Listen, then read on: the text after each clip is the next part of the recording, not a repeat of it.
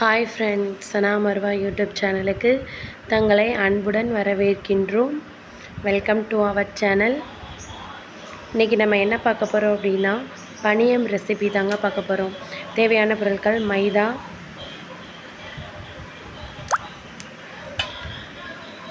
மாவு எடுத்து தேவையான அளவு கொட்டி வச்சுருக்கேன். தேவையான அளவு மைதா மாவு. நான் இந்த குழிக்கரண்டியில் ஒரு 4 கரண்டி மாவு எடுத்திருக்கேன். நாங்கள் 4 பேர்னால 4 கரண்டி மாவு எடுத்திருக்கேன். இதை கட் பண்ணிட்டு அடுத்ததுங்க. இதில் கரெக்டாக இந்த அதே குழிக்கரண்டியில் ஒரு கரண்டியும் ஒரு 1/4 கரண்டியும் ரவை எடுத்திருக்கேன். தேவையான அளவு சோடா உப்பு.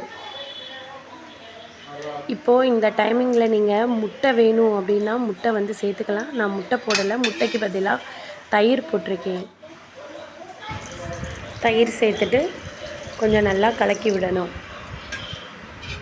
நல்லா கலக்கி விட்டதுக்கப்புறம் நல்லா நம்ம கை வச்சு கலக்கினா தான் நல்லாயிருக்கும். நல்லா அந்த மாவு, சோடா உப்பு, நம்ம போட்ட ரவை, மைதா இது எல்லாமே சேர்ந்து ஒன்றாகி வரணும். இது நம்ம கரண்டியில் கலக்கிறத காட்டிலும் கையில் நல்லா பிணைஞ்சு கலக்கி விட்டால் இன்னும் நல்லா பெஸ்ட்டாக இருக்கும். நல்லா கனிஞ்ச வாழைப்பழம் ஒரு 3 வாழைப்பழத்தை எடுத்திருக்கேன். தோலை எடுத்து வச்சுருக்கேன். இதையும் அந்த மாவோடு சேர்த்து நம்ம கையாலேயே பிணைஞ்சிக்கணும். இதை மிக்சிலெலாம் அடித்து ஊற்றினா நல்லா இருக்காது. ஏன்னா அந்த தோசையில் நம்ம சாப்பிடும்போது அங்கங்கே நமக்கு அந்த வாழைப்பழம் தெரியணும். அதனால் அந்த வாழைப்பழத்தை நம்ம கையால் தான் நச்சு விடணும்.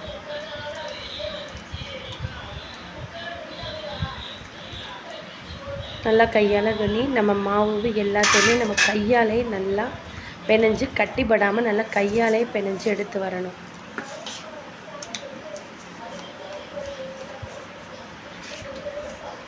நல்லா ஒரு தோசை மாவு பதத்துக்கு வந்ததோட அதை ஒரு 1 ஹவருக்கு அந்த மாவை ஊற விடணும்.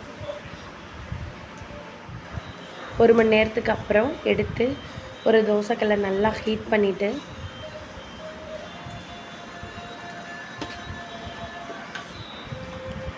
ஃபஸ்ட்டு தோசைக்கல்ல எண்ணெய் வைக்கக்கூடாது. அதுக்கப்புறம் தான் எண்ணெய் அதை சுற்றி ஊற்றணும்.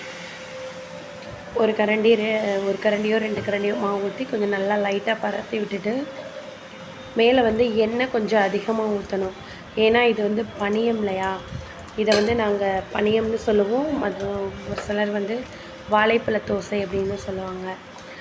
நல்லா அதை வேக விடுறதுக்காக வாழைப்பழம் அந்த மாவு இதெல்லாம் சேர்ந்து வேகணும். அதனால் கொஞ்சம் எண்ணெய் இதில் கூடுதலாக ஊற்றி வேக விடணும்.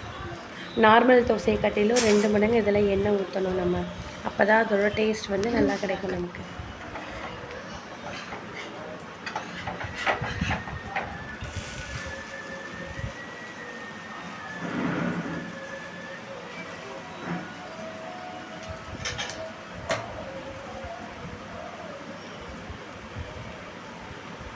நல்லா அது 2 பக்கமும் நம்ம திருப்பி போட்டு நல்லா வேக வைக்கணும். வேக வச்சதுக்கப்புறம் அதை எடுத்து ஒரு தட்டில் ட்ரான்ஸ்ஃபர் பண்ணிக்கலாம்.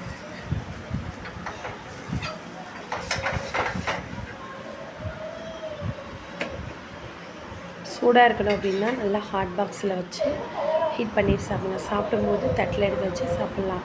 அந்த ஹீட்டாக சாப்பிடும்போது தான் அதோட டேஸ்ட்டு நல்லா. இந்த தோசைக்கு தொட்டுக்க எதுவுமே தேவையில்லை. இந்த தோசையை வெறும் தோசையாகவே சாப்பிட்லாம். இந்த தோசையோட பெயர் பனியம்.